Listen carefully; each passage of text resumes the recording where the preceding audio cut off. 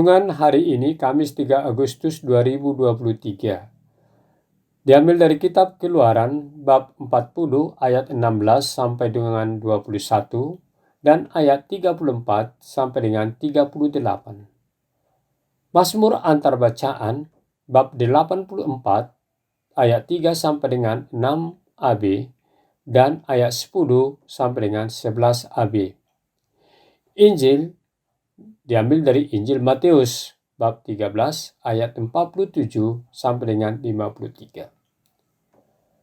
Bapak, Ibu, Saudara-saudari, adik-adik terkasih.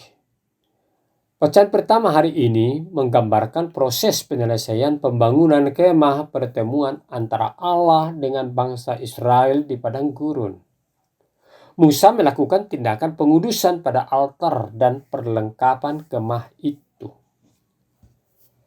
Setelah Musa menyelesaikan tugasnya, kemuliaan Tuhan menaungi kemah itu sebagai tanda bahwa Allah melindungi bangsa Israel. Bila kita simak bacaan ini dengan seksama, maka sangat penting adanya persekutuan dengan Tuhan.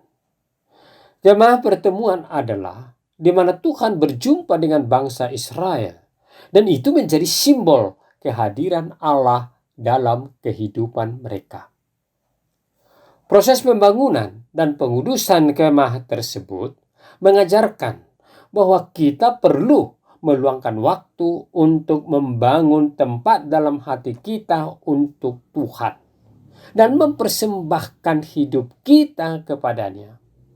Ketika kita dengan sungguh-sungguh mencari kehadiran Tuhan, kemuliaan Tuhan akan menyertai kita. Juga Mazmur hari ini menyampaikan kerinduan kita ke rumah Allah. Betapa bahagianya orang-orang yang dapat tinggal di hadiratnya dan memujinya. Mereka mengalami kekuatan dan berkat dari Tuhan.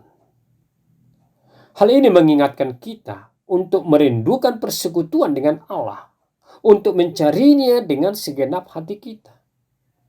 Selama kita dekat dengan Allah, kita akan mengalami kehadirannya yang memenuhi dan memberikan sukacita kepada kita. Bapak, Ibu, Saudara-saudari, adik-adik terkasih. Injil Matius hari ini menegaskan melalui perumpamaan jaring yang dilemparkan ke laut untuk menangkap berbagai macam jenis ikan. Ketika jaring itu ditarik ke pantai, ikan-ikan tersebut dipisahkan. Ini mengilustrasikan penghakiman pada akhir zaman, di mana orang-orang yang jahat akan diasingkan dari yang baik.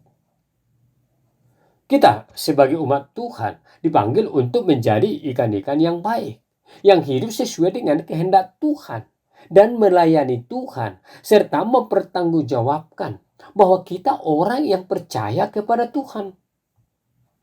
Perumpamaan ini mengingatkan kita bahwa ada konsekuensi dari setiap tindakan dan keputusan yang kita ambil dalam hidup ini. Kita dipanggil untuk hidup dengan kebijaksanaan dan melakukan kehendak Tuhan. Sabda Tuhan ini mengajak kita untuk mempersiapkan hati kita sebagai tempat suci bagi Tuhan dan selalu merindukan serta mencarinya, sehingga pada akhirnya kita dapat diterima di hadapannya. Kesimpulan renungan saya hari ini, Bapak, Ibu, Saudara-saudari, serta adik-adik yang dikasihi Tuhan. Kedua bacaan ini mengajarkan kita betapa pentingnya persekutuan dengan Tuhan dan dengan kesadaran akan pertanggungjawaban kita di hadapannya. Kita perlu membangun tempat suci bagi Tuhan di hati kita, sekaligus mengabdikan hidup kita untuk Tuhan.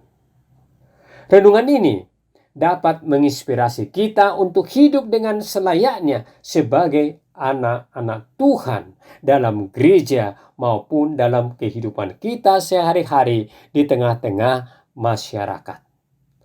Berkat Tuhan senantiasa bersama kita. Amin.